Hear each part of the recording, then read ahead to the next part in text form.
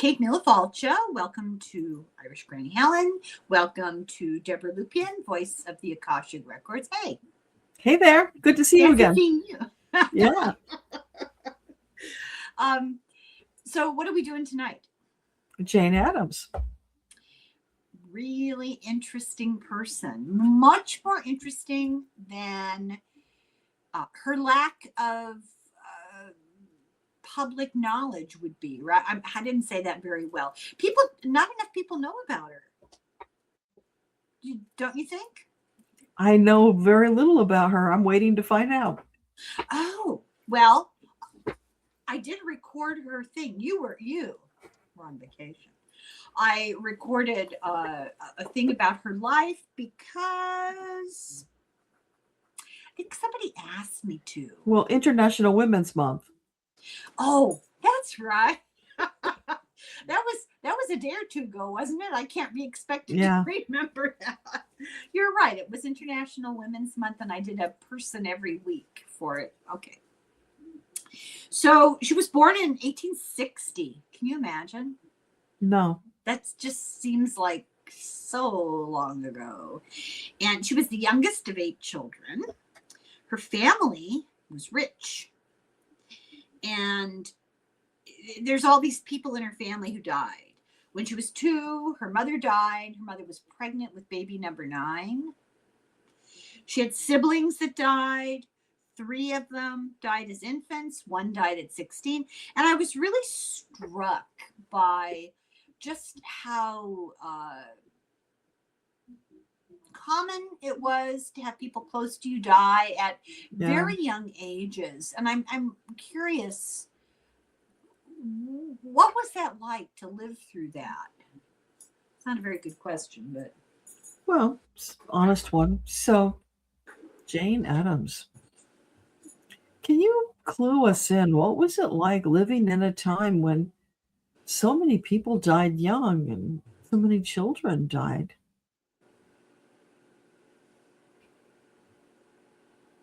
It was just the way it was. We didn't know any different. It was hard, but you couldn't let it destroy you. You had to go on. There was a lot of stoicism in my time.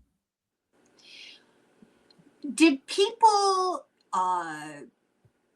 kind of drag their feet about bonding with babies until they were kind of over that really dangerous period of time?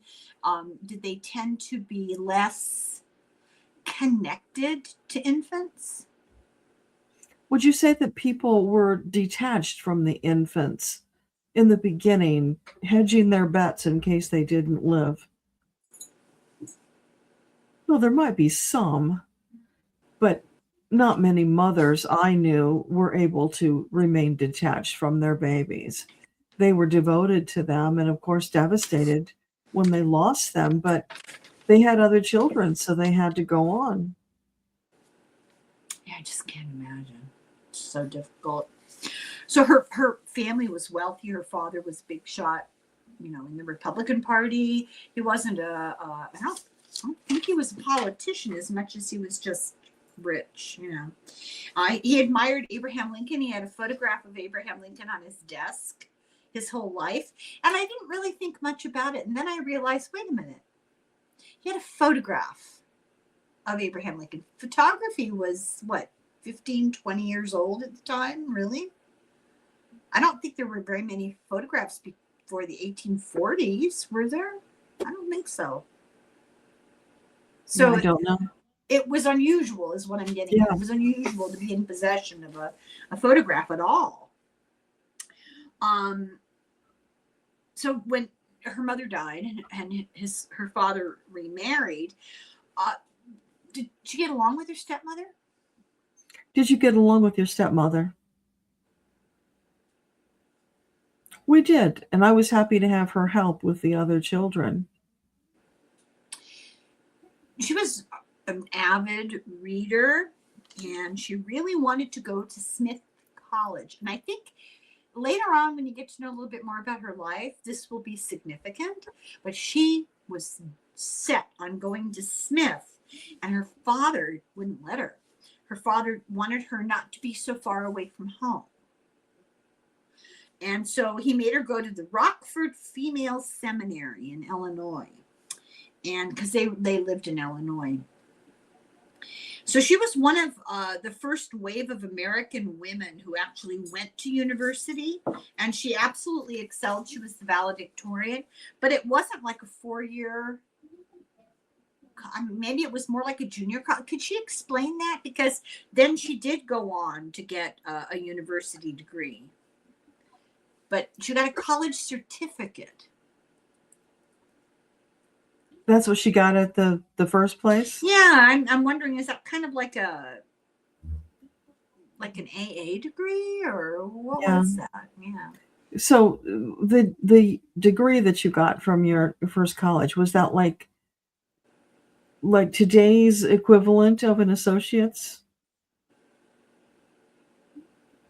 I suppose you could say that, although I think it's even less so, because it was more like a finishing school than a real university experience. I don't like that term. It has such an air of finality about it. Yeah. Finishing school. Her father got appendicitis and died. It's hard to believe in this day and age, isn't it? Yeah. But ironically, so her father wouldn't let her go do the education she wanted to do. But because he died, they all inherited money, and there was a lot of it. And she got over $1 million, which at the time was way a lot. I'm trying to find the amount of money it was in real money. Hang on. I did write it down. 1.67 million, which was a whole lot of money in those days. And so she and her sister and her sister's husband and the stepmother moved to Philadelphia because she wanted to go into medical training. She wanted to go to medical school. But when she was 4, she got spinal tuberculosis. Tuberculosis isn't always only in your lungs. It can settle into other places. Mm-hmm. And it caused her to have like real severe spinal problems. And she had surgery. But this just blows my mind. Her brother-in-law was a doctor, and he was going to Philadelphia for further training, but she and her sister were going to go to medical school. But she had to drop out because of her spinal problems, and her brother-in-law operated on her. Did she talk about that? I just think that's really weird. Yeah. So your brother-in-law operated on you. Today, we consider that verboten. Family are not allowed to do that. So how did that come about? There weren't that many surgeons with the ability to deal with my condition. He just happened to have the talent, and I trusted him. Didn't seem odd to her at all. Oh. I don't know if I'd want to be naked in front of my brother-in-law. It's more about that than the surgery. I don't know. It's creepy. Yeah. I don't think she was thinking about that. I guess not. She kind of, everything came to a halt because of the surgery. So she went to Europe with her stepmother after she recuperated. And she came to this sort of epiphany that she could do more good for the poor, doing something else besides being a doctor.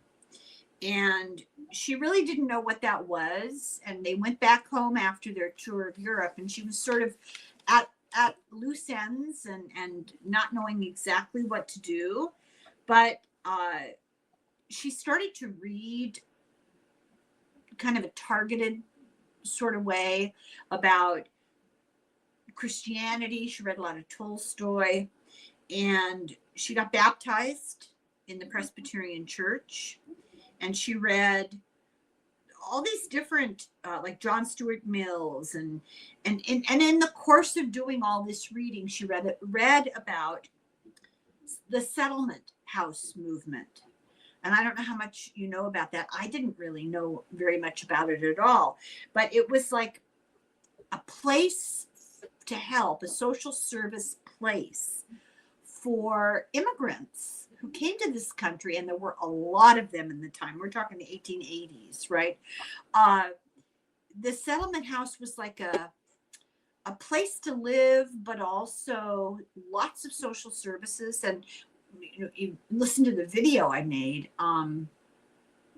They offered classes and lectures and healthcare and training and help with like food and housing and clothing. They had provided childcare. They provided just English class. I mean, just everything. They were big on children and creativity. They felt that poor children didn't get the opportunity to develop their creativity. So they had all these art classes. They opened an art gallery. I mean, it's just remarkable the things that they did. So they had this house. So I'm curious, first of all, this woman who let them have this house, it was the Hull, Mrs. Hull was her name. So it became known as Hull House. What was she all about? So can you tell us about Mrs. Hull? In your vernacular, you would say she's a fine, upstanding Christian woman. She believed in helping those less fortunate. She believed it was her duty as a Christian and that it was her ticket into heaven, you might say. So she was doing good, not because she wanted to, but because she felt that it was her responsibility and obligation. Obligation, there's a sense of coldness. That's what she's trying to convey. She was stern and kind of cold, not a warm person. But willing to donate her house and let them. Because it was obligation. That's what you did. So, there was a settlement movement started in England, and Jane visited that and got to know more about how they were done. And she really liked the social good that it did. And she became the first American sociologist, social worker. She was known for that. Her knowledge that she brought back from England did a lot towards contributing to American sociology. Let's see here.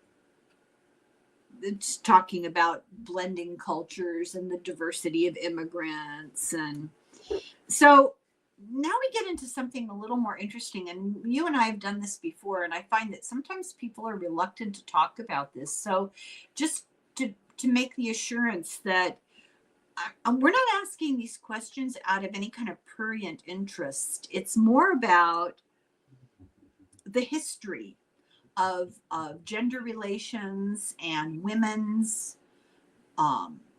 autonomy. We don't know a lot about it. We're not taught a lot about it. So I'm always really curious. So she had a friend who was actually her girlfriend. And she was actually a lesbian who maintained lesbian relationships her whole life and she just pretended to be, what's the word I want? Abstemious. She gave her life to the settlement movement rather than be a wife and mother. And that's not really what was going on. And a lot of the people involved in the settlement house were other women living together. There was it was kind of a lesbian community. And I want to ask about that, but I don't want her to feel like I'm just being rude and nosy. I just think it's interesting because if my assumption is true, then this is one of the earliest that we know of cooperative lesbian movements for social good. I think it's admirable. I'm just curious. Am I characterizing that properly? Okay, so you heard what Helen said. awkwardly. Yeah, that's okay. Would you concur that the settlement movement was in fact also a lesbian movement?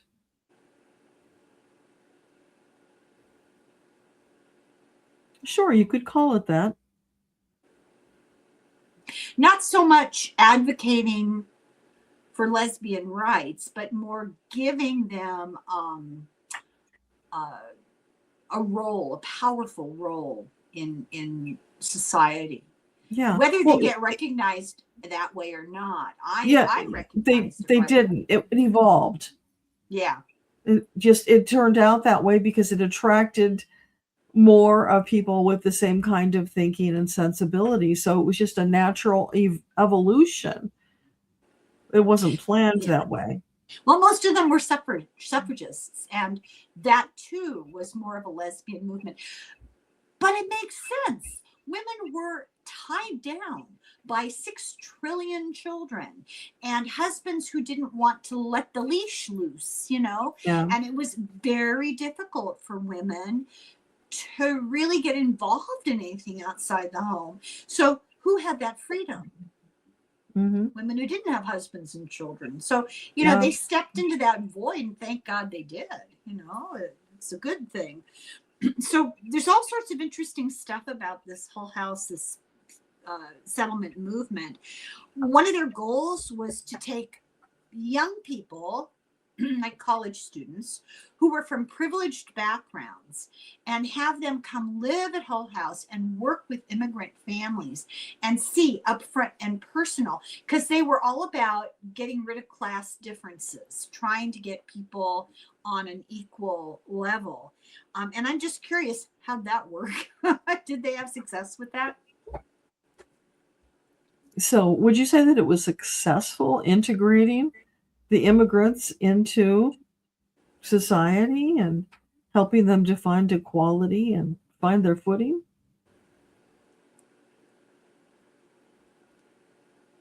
She's saying it's about 50-50. Some were successful, some were not. It's my impression that there were no men involved. And my question would be, we understand from their point of view, but my question would be, did men think this was unimportant work? So there were no men involved. Is that true? With the Hull House? Well, except for the lawyers. And Okay. and they had a board. They had a board. So those were men, you're saying. So they were. But they were happy to let the women run things because it kept them happy, kept them out of trouble, and because that was hard work. Let the women do it. Yeah, it was like they trivialized it. Yeah. Well, but listen to the kind of things they did, though. They dealt with housing, midwifery, issues of fatigue in women, tuberculosis, typhoid, garbage collection, drugs, truancy. And they said most of the women that worked in this community were really well educated, and they were committed to things like labor unions, consumer issues, suffrage. They were serious people. They had one woman doctor to treat all these poor people. Her name was Harriet Rice. She was the first African-American graduate of Wellesley. She got decorated for her service in France during World War I. She came back, before she went to France in actually 1891, she went to medical school at the Women's Medical College of New York, but she couldn't get a job in a hospital. Well, she was Black and she was a woman.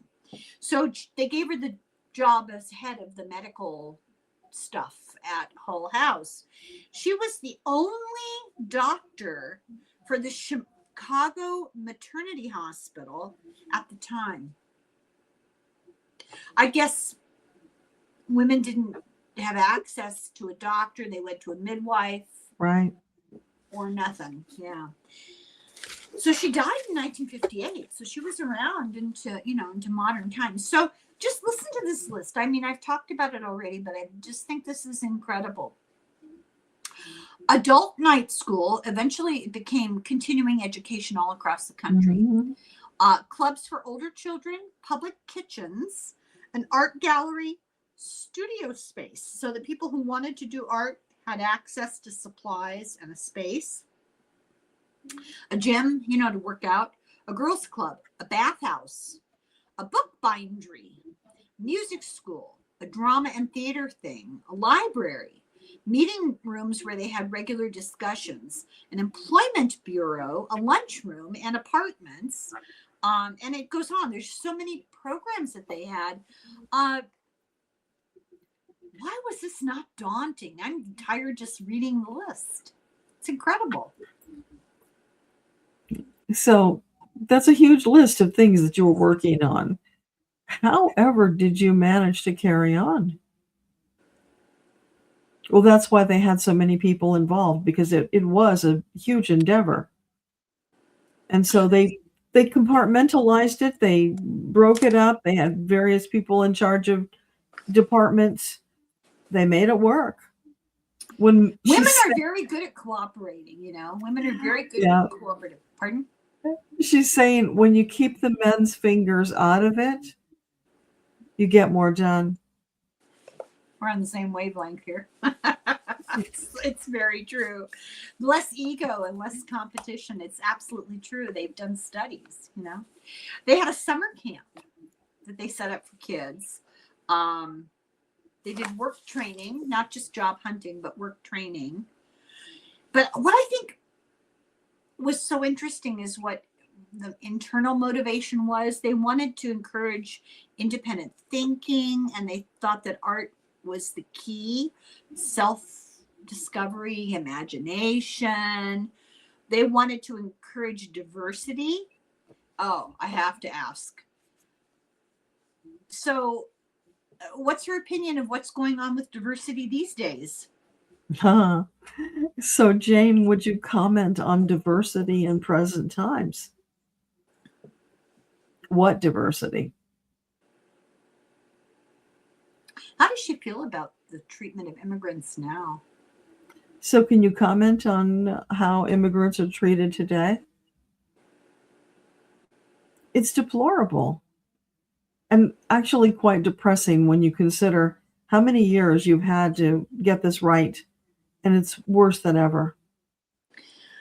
Everybody we talk to always uses that second person pronoun. I'm starting to feel, really defensive. I feel like it's not all of us. Oh no, it's not said in an accusatory manner. It's it's the collective. But yeah, I mean, think about it, because you expect successive generations to make progress, and what they're witnessing, what we're witnessing, we're going backwards. We're devolving.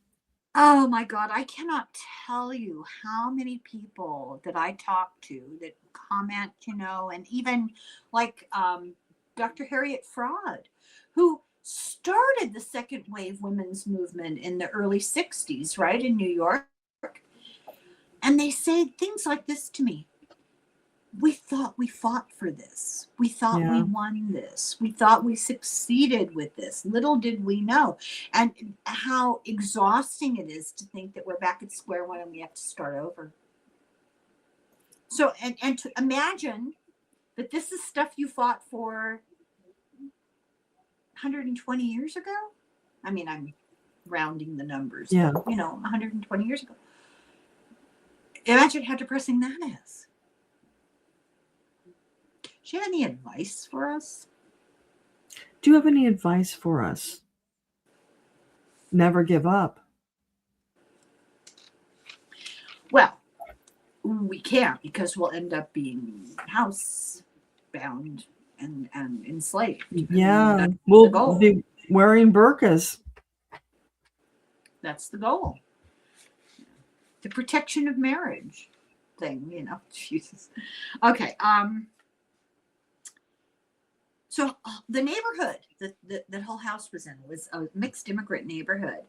And just listen to what was considered exotic And you have to laugh now because our interpretation, our definition of immigrant is so different now.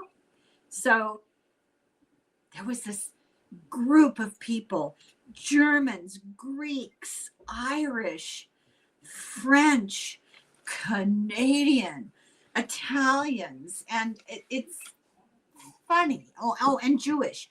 And it's funny because in those days, each of those groups was considered not white, not Anglo, not accepted, not okay. You might not be allowed into an establishment if you were Irish. Mhm. They would have signs outside, right? As recently as Dean Martin, he talked about being discriminated against because he was Italian, and Italians were not considered white. Not that being white is all that great of a goal. But the point is, that's how the people in power regarded it. The nationalities have changed, but the attitudes are the same, right? Just incredible. Sadly. By the end of World War II, only the Italians stayed in that neighborhood. People kind of got integrated or left, I guess. Do you know what part of Chicago that was in? Maybe.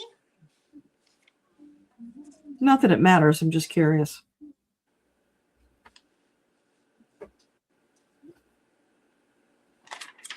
I don't think, it probably said, and it meant nothing to me. No, just Chicago. Yeah. If it said where it was, I ignored it. Okay. I have to be selective about all Yes. the information. It's a lot. And it would mean nothing to me. Now, my daughter went to graduate school in Chicago, so she would know. I've been to Chicago. One of the few places in the world I've been. I've been to Chicago a couple of times. It's a big city. It is. And it was miserably cold. Both times I was there. I mean, we got sleeted on. Oh, it was awful. So they had 3 principles, and I wanted to ask her about that. Teach by example, practice cooperation, and practice social democracy across class lines. And as a result, they offered all of these multicultural experiences. God, I guess we kind of asked her about that with the question about diversity. What would she say to all of these people who are getting rid of diversity, equity, what would she say to them is the advantage, the benefit of having multiculturalism? So, what would you say to the people who are taking us backwards, who want to dilute the country, get rid of all the diversity? I would remind them diversity is the spice of life, and it would be a very bland pudding if they stripped away all the spice. I know she knows this, but I just have to say there are people who are intimidated or afraid of differences. They want everything to be the same. It's weird. Yeah. She's comparing it to, people make fun of the inbred peoples of, let's say, the Appalachians. She's comparing it to that. Is that what you want to devolve to? Look how well that worked out.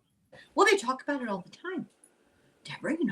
They talk about pure blood, whatever that means, which is ridiculous. And DNA testing has opened the window on a lot of this stuff. There is no such thing as pure blood. That's just crazy. Whatever they thought it meant, it's not even a real thing. It's crazy. My family is about as monogenetic as you could possibly get, and we're still not. I mean, we're all Ireland and Scandinavia. There's not a lot of diversity there. It's not my fault. I'm just a product of it. But for the most part, people are a reflection of the rich history of interaction of human beings throughout time. Why is that a bad thing? I don't understand. Okay, switching gears. I'm not going to solve that problem tonight. She was really big in the Progressive Party, and she knew Teddy Roosevelt really well. Could she describe him? Tell us about Teddy Roosevelt. Boisterous is the word I would use to describe him. He was a very enthusiastic man. He had grand ideas, grand plans that he was very excited about implementing. He was a mover, a shaker, a doer. That man could get things done. But in the end, politics crushed him. Did she ever meet his parrot? His parrot? He had a parrot, and it was still alive a while ago. I don't know if it's still alive now, but parrots can live a really long time. Yeah, I know. So did you ever meet his parrot? That they weren't that close. Oh, I mean, darn. She knew him, but not that well. Okay. He had all kinds of crazy pets. So they were very much into whatever you would recognize as progressive issues. They were very much into that. One of the things that she advocated for, I thought that was so interesting, was the idea that playtime and recreation were important for children's development. You think about the work that children did and the child labor, and just like a complete disinterest in childhood as a separate time of development. How does she know that? So how was it that you came by the understanding of the importance of playtime for children? Lived experience. She had to grow up fast because her mother died. She had to take care of the other children. She recognized that when that happened, it changed people, and not necessarily for the better. Yeah. Yeah, and she was very big on advocating for labor conditions, and she probably saw terrible things. Her mission was to improve the social and emotional well-being and functioning of vulnerable children so they could reach their full potential. These are really lofty, difficult goals. I'm so impressed by everything that she took on. No, I write little notes to myself. Sometimes I crack myself up. She identified political corruption and greed that ignored public health and safety. And I wrote in the margin, today, question mark. So I feel silly asking her. This is essentially the same question I asked earlier, except now it's about public health and safety. Does she have any comments about that, Secretary? Anything you'd like to say about the condition of public health and safety today? Well, the answer is pretty much the same. I know. It's astonishing how foolish people can be in disregarding the basic needs. It's as obvious as the nose on your face, and it will come back to bite them one day. So it makes no sense at all that they make these grand sacrifices to pay for what? Killing one another? It's a sad state of affairs. Well, there's profit to be made, It's not just about killing people. There's the nut jobs that they do care about that. But, weapons and manufacturing and equipping the military. There's they have to eat, right? They need clothes, right? All of that stuff is somebody's profiting from it. It's remarkable. It's got to be disappointing and frustrating to see all those decades of progress just go out the window. I don't want to harp on it. She worked with the Department of Public Health a lot for sex workers, advocating for them, and especially like the exploitation and mistreatment of them. I won't go into detail. And let's see, I'm trying to get all the important stuff in here. She felt women's duty was civic housekeeping. I just think that's really an interesting way to look at it. She had to appeal to women who were absolutely tied to their image as wife and mother, right? Their role was home, being in the house. And she had to convince them that they had a duty to the larger community. And in order to get them to accept that way of looking at it, she presented it to them as, well, this is just housekeeping by another name. I thought that was fascinating. Did that work? So were you successful in pitching to the women that the social work was housekeeping by another name?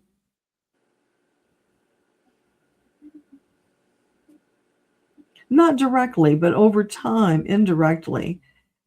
I persuaded them to expand their horizons, to consider that there was more to life. And when they got a taste of that, then they were anxious for more, and it became easier. So in 1894, she became the first woman sanitary inspector in Chicago, and she cleaned up almost immediately more than 1,000 health department violations. Oh my God. Just other activist stuff. She wrote progressive books. She's called the mother of social work.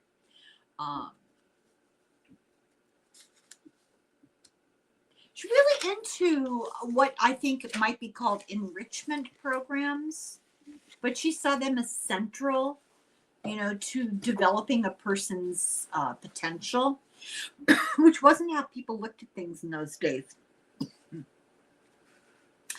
So would she be willing to talk about gender relations today as compared to then? Male, female, and then for the LGBTQ community, what differences and improvements and backsliding does she see? So can you talk to us about the state of gender relations today as opposed to your time? Well, the big difference, obviously, is the acknowledgement that there are differences. In my time, it wasn't talked about, although, of course, it did exist. Wait, between heterosexual and homosexual people, or men and women? Just differences in gender. I think she's more talking about the homosexual angle. Yeah, because I think there's very strongly defined gender roles during her time. We're trying to reenact them, by the way. Yeah. It's very So frustrating. what else do you have to say about that?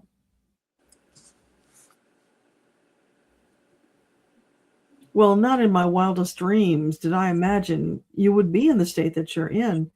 But if I may, let me share with you, because I can see the changes that are ahead for you. And I can tell you there is hope.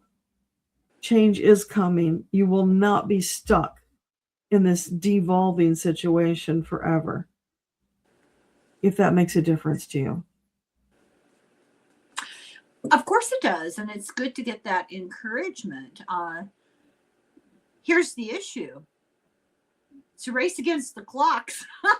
Some of us are getting kind of long in the tooth, and it's difficult, I know, to predict time. I mean, we're talking generation? Are we talking a decade? Or, is there any reason to hope?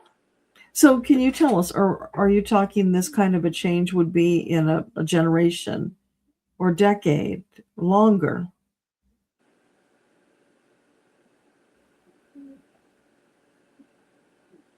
For the large scale change, perhaps a generation, but for a smaller scale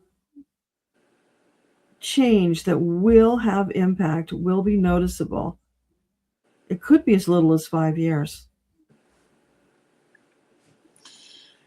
So here's a question, and she was known as a lot of her core values came from her study of philosophy and religion, and she was the Christian values, which are just really humanist values.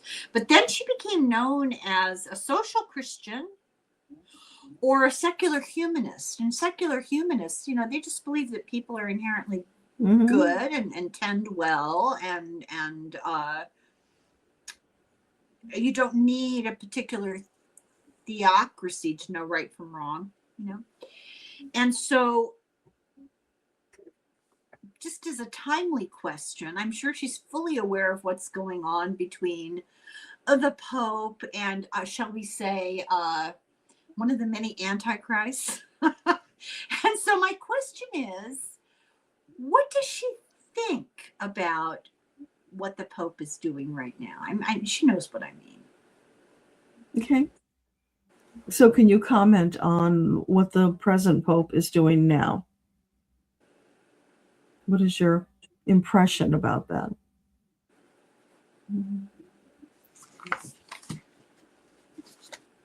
Well, it's about time that somebody spoke up and said something. Somebody has to put up their hand and say, stop enabling, stop allowing, take action, stand up for your rights, fight back. Yeah, I'm really happy to hear her say that. Call a spade a spade. And she's, the sane washing that we're getting in the media, that's got to stop. Somebody has to do a reality check. So that's what she's admiring about what he's doing. Oh, I agree. I'm not a big fan. I have not talked about the Pope so much in the past 50 years as I have in the past couple of weeks. It's mind-boggling to me, but I think it's an important conversation by virtue of the fact that finally somebody has come out and called it for what it is, that nobody else has had the actual moral fiber to say what she just said, what he has said. Now, one thing we haven't talked about is her work as a pacifist. She was very involved in pacifism and the peace movement, and she got the Nobel Prize for her work, for peace, before, during, and after World War I. And I just am, I don't know if I have the right words for it. I'm gobsmacked that this is still an issue, that somewhere there are adults who think that the way to solve their problems is to lob artillery at other people. I just don't understand it. And what is your take on what's going on? Is this just toxic masculinity, or what's going on? So what do you say to that, Jane? Is it toxic masculinity? Do you have another take on it? Can you help us understand what is going on? It's power and greed. People who have forgotten what it means to be human and to treat others as they would be treated themselves. They've just lost connection with morality. It's all about what's good for them and the hell with everybody else. Their time is limited. This will not stand. They will be overthrown eventually when people have had enough of it. But it will take some more time. And she's grateful for the Pope standing up, drawing the line in the sand, because now that one person has done it, perhaps others will find the courage to also stand up with him. He may have started a movement, and that would be a very positive outcome. I agree with that. Couple of questions. My first one is, I'm concerned for his safety. Mm. Is she able to offer any reassurance or not talk about it? Or Can you talk about the Pope's safety? That is always an issue for any Pope. And there are measures in place to ensure safety. That being said, he is human. He could face retaliation. But that does not mean that he should not stand up and speak his mind. And by his example, others will come. And now she's reminding us of what they did in Minnesota. Normal, regular people with no power stood up to the bullies, and they made a difference. So here's looking at the other side of it. I have felt very strongly for a long time that there is a schism coming up between the Vatican and American Catholics. And they're going to, the MAGA Catholics are going to align themselves with their political point of view and split from the Catholic Church. Am I overreacting, or is that a possibility? So is it a possibility, in your opinion, that there will be a large enough schism in the church to split it? She said they already did that. It's called Episcopalian. I know that. I know, but that Episcopalian is an English schism. That's from the Church of England, from Henry VIII. Mm. I think we're seeing something different. And I mean, it's the same process, Yeah. but with a little different flavor in the United States. And they're rallying around this lunatic who now says he wants to be Pope. So is that specific event a potential, or are they going to put an end to that nonsense? Now she's saying no. No, that's just mad talk.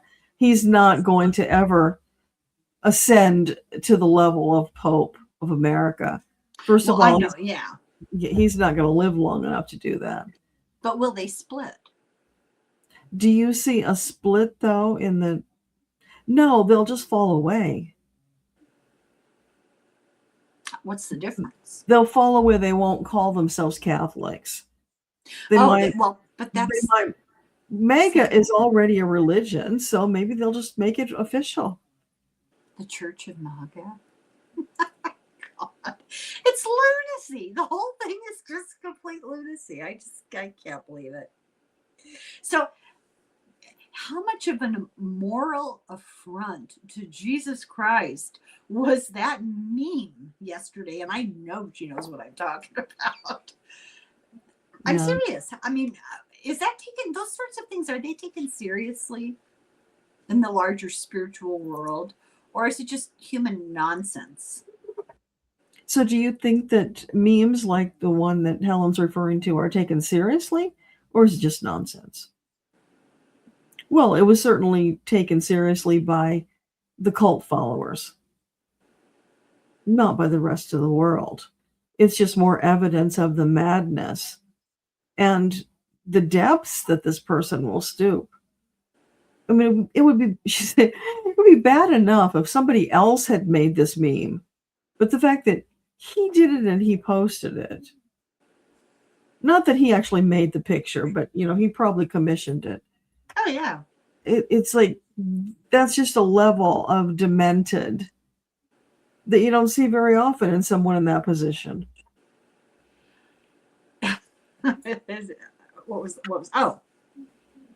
How is it possible, or is there only one inevitable way to break that cult hold? You know what I'm saying?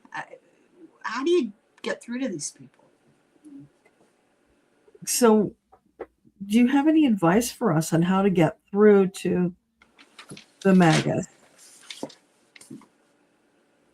Some of them are just so far gone, there's nothing you can do. Until it affects them personally, they're not changing. And even then, some of them will dig their heels in denial. and claim that this is a wonderful thing and they're still supporting it. So you will never get all of them to wake up, but some of them will. Some of them have, more of them will. But don't concern yourself with them, because they're not where you're going to make the change. Where you're going to make the change are the ones who are on the fence, who are not taking action, who are just sitting passively by, allowing the devastation and the desecration to happen. Does it have to get bad enough in order to break the complacency? What do you say to that? Does it have to get bad enough? For some, that's true. For some, it will never get bad enough. So here's a question about pacifism. This has been talked a lot about in the past couple of weeks. Is it unpatriotic to be a pacifist? In your opinion, would you say it's unpatriotic to be pacifist? Being a pacifist has nothing to do with patriotism. No. Well, that's just the rhetoric that we've been hearing, you know. Yeah. Those are the accusations lobbed against anybody who doesn't agree with what's going on. And she's saying some may argue that being a pacifist and standing up for your beliefs is a more patriotic expression than those who are on the other side. Well, yeah, I think patriotism comes from the word for father. It's about authority. Do you owe your loyalty to a human authority, or do you owe your loyalty to peace on earth? I think that's a real clear answer there. I mean, to me, that's not even in doubt. But there are people who will argue, you know, the other side, the opposite of that you're not a good citizen, you're not a patriotic citizen, you don't love your country, if you're not willing to take up arms. She knows this. She got the Nobel Prize for Peace and helped to form the Hague Convention. So, I mean, I'm preaching to the choir. It's ridiculous. Yeah.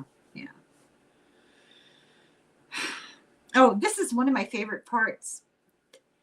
So they went to the Hague Convention, create the Organization for Peace. I forget the name of it. And anti-war, all of that. And the women that were there argued that leaving women out of policy decisions, you know, around peace and about treaties after the war, that kind of thing, it resulted in flawed policy. If you leave women out, you're automatically going to be flawed. I think it's great. Yeah, she got booed off the stage for arguing against expansionism and interventionism and American dominance in the world. Would you like to tell us who we're going to invade next? I just can't. Let's see. Oh, she got in big trouble publicly for saying that our military was medicating soldiers before battle, like giving them drugs, giving them alcohol. And it came out later that, you know, she got vilified for that, but it came out later that it was true. And does she know that the German soldiers during World War II, when they were issued their little personal fanny pack or whatever it was of equipment, that it included methamphetamines? Did you know that the German soldiers were given methamphetamines?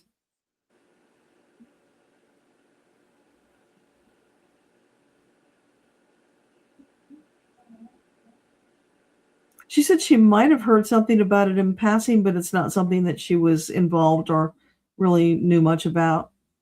Yeah, it's pretty dramatic. Just to change the topic a little bit, can you explain your position on eugenics?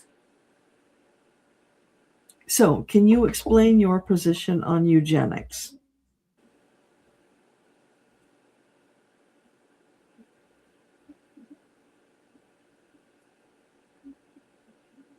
I'm sorry. Did she not hear, or is she apologizing? She's apologizing. Oh, that takes remarkable strength of character. It's a real sign of Yeah, I mean, integrity. that was the only thing she could really say. She can't explain it. I understand what they were trying to get at in part of it. I mean, I tried very hard to really comprehend what was going on, and they were seeing a lot of children that are born with birth defects and issues.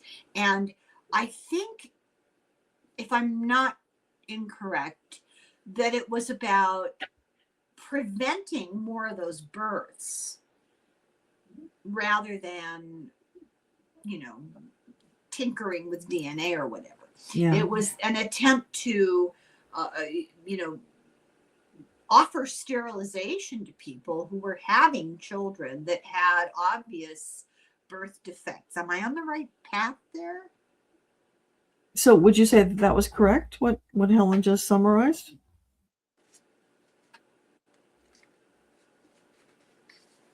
It was good intentions. Yeah. But they were employed incorrectly. It was flawed, and she now realizes that there would be a better way to approach that interfering with people's choices in procreation is not something that they should have been involved with. Yeah, no, I admire her willingness to be honest about that.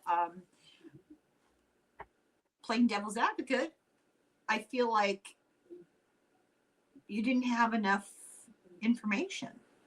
And we know so much more about DNA and heritable conditions and the role of nutrition, the process of birth. I mean, we know a lot more about the whole topic than you guys did 100 years ago or more.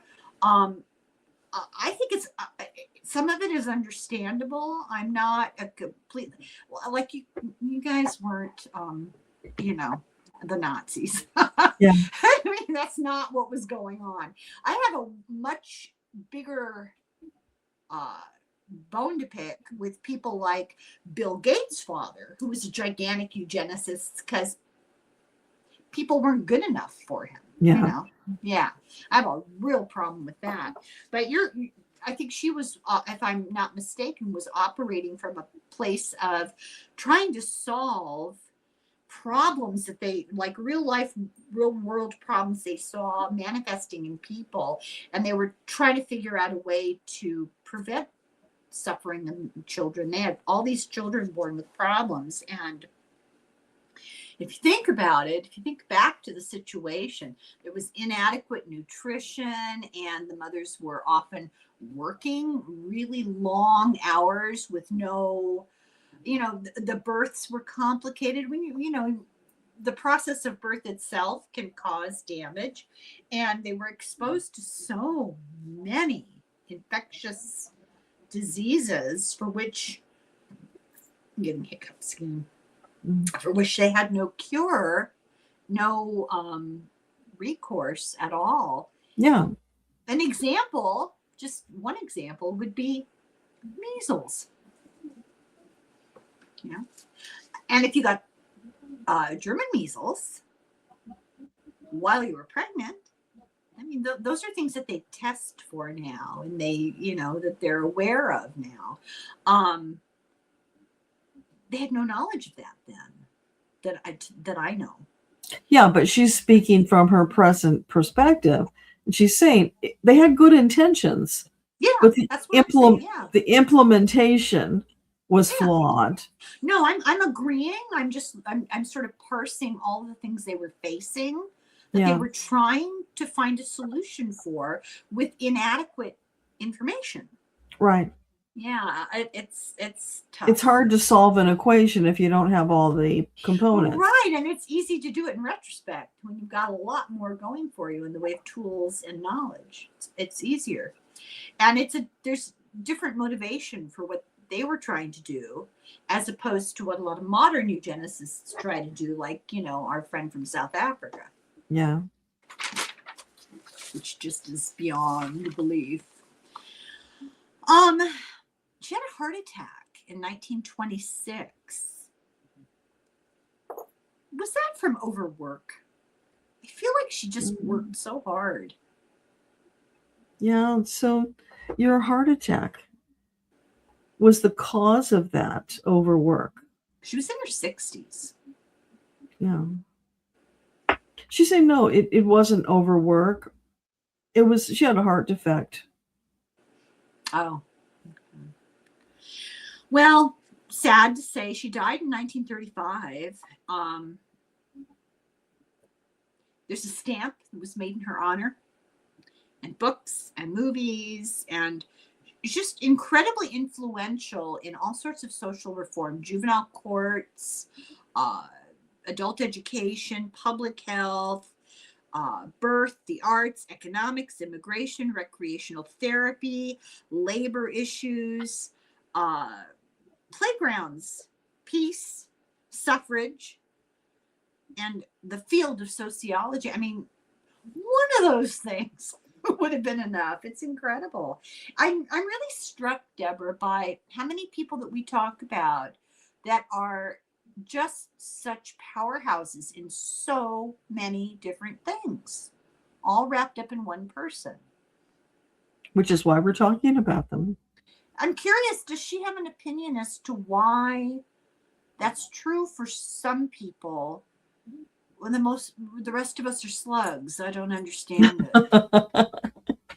Okay, so could you comment on that last statement? She was passionate. She wanted to make a difference in the world. She had the luxury of not being tied down by a family, so she could do it. But not everybody who incarnates comes with such a big agenda. Some come just to enjoy the ride, and there's nothing wrong with that. She came with a very specific list of goals and aspirations, and she's pretty proud of what she accomplished. So what you're saying is that some people come with a foregone plan of all that they're going to accomplish, and some people come just to enjoy being here. What about the rest of us? Somewhere in between. I'm kidding. So I guess that's it. I mean, we could talk for hours. I glossed over a lot of specific accomplishments and interesting things that she did, because we can't be here all night. But really, a life to emulate. Yeah, a remarkable woman. Yeah, I wish she was more in the national conversation. She's okay with it. Well, that's fine that she's okay with it, but we need good role models. We need strong female role models. I don't think young women get encouraged enough and get enough of those sorts of role models. And it's just kind of a reflection of the system's leanings towards patriarchal values, that the women who accomplish things get far less attention than the men who don't accomplish all that much. I mean, you can hit a golf ball and win a prize for hitting a golf ball and get far more public recognition than she does. Right? Just right? is what it is. Well, I appreciate her being willing to talk to us, and thank her for all the accomplishments and contributions. It's incredible. No. Mind-blowing. She says anytime. And if you need more information, give me a shout. Thank you. That's so nice. Thank you. And thank you to you too, Deborah. Yes, it was fun. We need to maybe find somebody who's going to make us laugh all the way through. I just feel like so many issues that recur, so many heavy topics, problems that recur. Yeah. And I'm just kind of over it. Aren't you? I'm sick of it. Yeah, it's been a long haul, but there are moments where the light shines in and gives us a little bit of a break. I don't know when this will be put on our channels, but I'm just going to throw this out here for anybody who doesn't get the opportunity to see a video that I actually recorded today. And I'm putting up Wednesday. So it'd be Wednesday the 15th. And it's a conversation with a young woman who's making a huge difference, and she's doing it with humor. And her name is Maggie Weber, and her channel is called The Refashioned Hippie. And she takes secondhand clothes and sells them, or if they can't be sold because they're ripped up or there's a hole or a stain or something, she sews them into something else. And she takes old t-shirts and makes yarn out of them, and then crochets bags and stuff. And she's something of a comedian. She's really very funny. And she uses her extreme disdain for the stupidly rich and stupid fashion and absolutely immoral spending of money while ignoring the situation of other people.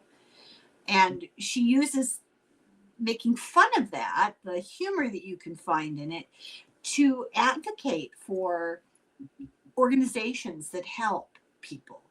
Just a wide variety, labor groups, recycling people, food pantries. I mean, she really does a fabulous job of making the connection. But the real attraction to her videos that she makes is this incredible, mind-boggling stupidity of wealthy people who will spend $250,000 on a pool table because it's made by Hermes.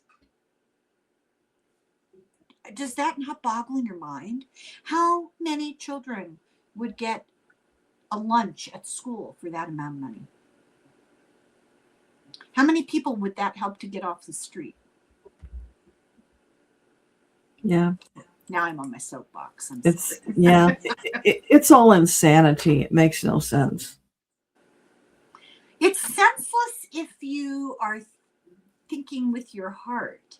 It makes all the sense in the world if you're thinking with your pocketbook and your ego. How much of that money can you spend in a lifetime and be happy? It's a sickness. Now it's some kind of weird insecurity or a need for status, the need to be able to know that you have X number of dollars at your command. Because most of those people that have that kind of money, they could never spend it all in a lifetime. Mm-hmm. We had a lot of fun making fun of the Kardashians. That in itself is worth watching the video. Yes. I just saw something about how the Kardashians were involved in controlling Britney Spears. So that's some breaking news. Really? Yes, there's a video. There's an investigative reporter who puts stuff out, and I was reading about it, the connections. There's this agent that they have in common that was involved in orchestrating this whole thing, and some of the money that they got, they were money laundering Britney's money. I mean, it's insane. Well, she was telling me today that they get donations from designers all the time because they could be seen in their outfits. So they'll wear them once and then they'll sell them. I thought she was going to say that they gave them to charities that let women have, no. She says they sell them and they make hundreds of dollars for a little bit of nothing that they got for free. Mhm. It's astounding.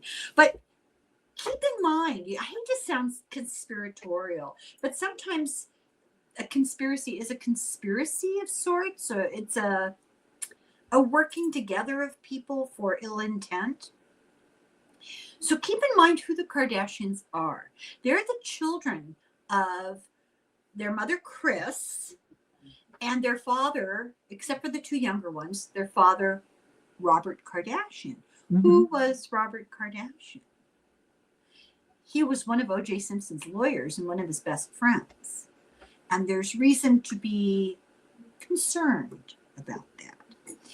And in fact, so concerned that Kris was married to Robert during that trial. And when he defended O.J. Simpson, she divorced him. She and Nicole were very close friends. There were these three couples. There was Robert and Kris, the Kardashians. There was Bruce and his wife, the Jenners. And there was O.J. and Nicole.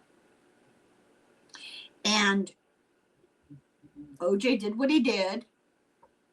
Robert defended him. Kris got rid of Robert. And then Kris had an affair with Bruce, and they ended up getting married. So 6 people who were really, really, really good friends, all of these relationships were destroyed by the actions of one person. It's mind-boggling. It's Shakespearean. Isn't that awful? I mean, it's just... Yeah, it's, well, all the seedy things that are coming out now. Because, of course, with that story with Britney, that all gets traced back to another famous person who's in the news right now, abusing people. Seriously? It's all connected. Well, it's like, as you said, the 6 degrees of bacon, right? It's all of that stuff. It all comes back. It's connected. The monetization of human life. I'm trying not to use certain trigger words, right? Yeah. Child stars, young models, au pairs, nannies. Yes, it's all connected. There's a book. I recommend this book at least once a week. It's crazy how often this comes up.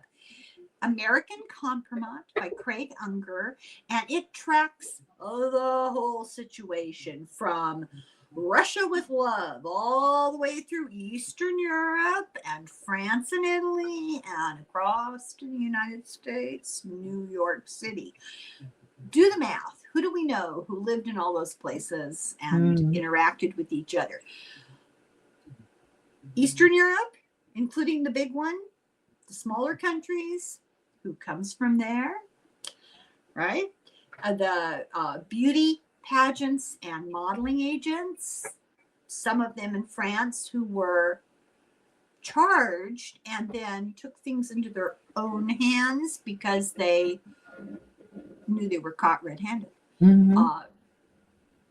Many of these young people ended up in dormitory-like situations with a lock on the door in New York City. That's only part of that book. The other part has to do with Lev Parnas and Rudy Giuliani and oh my God, it's such a mess. It's just unreal. It's unreal.